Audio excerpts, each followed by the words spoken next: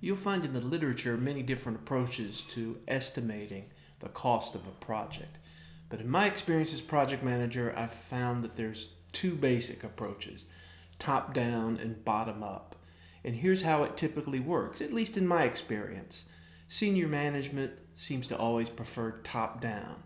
Now, why is that? Well, top down starts with a figure and then takes that figure and breaks it down into smaller pieces.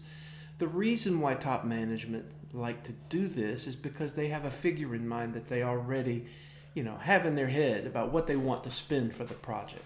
So, for example, they may say they've got $100,000 set aside for this project, and they want to make the project fit into that $100,000. So they'll take that top-down number and break it down into smaller elements, sub-elements of the project.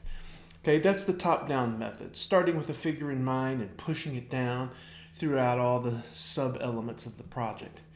The other approach is bottom-up, and bottom-up approach seems to be more common with the project team. The reason is the project team has a fundamentally different motivation than senior management.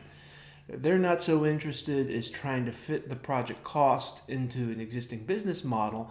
What they want to do is make sure they have the funding they need to get everything done.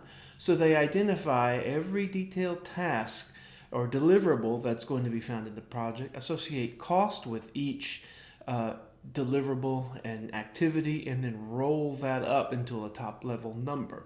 Now, what typically happens is top management has their number in mind.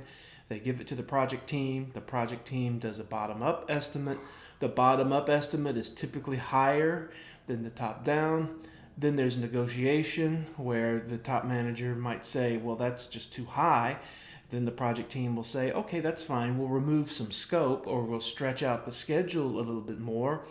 There's some back and forth, and then hopefully there will become a meeting of the minds on the overall dollars associated with the budget estimate. So that's the two approaches, starting with a business model in mind, trying to make it fit, or looking at the deliverables and activities, rolling it up and coming up with a number based on the funding that the team thinks is needed to actually get the job done.